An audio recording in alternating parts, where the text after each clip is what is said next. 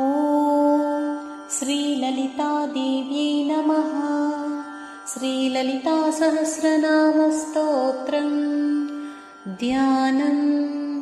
अरुणां करुणान्तरङ्गिताक्षीं धृतपाशाङ्कुशपुष्पबाणचापाम् अणिमादिविरावृतां मयूकैः अहमित्येव विभावयेद्भवानीं।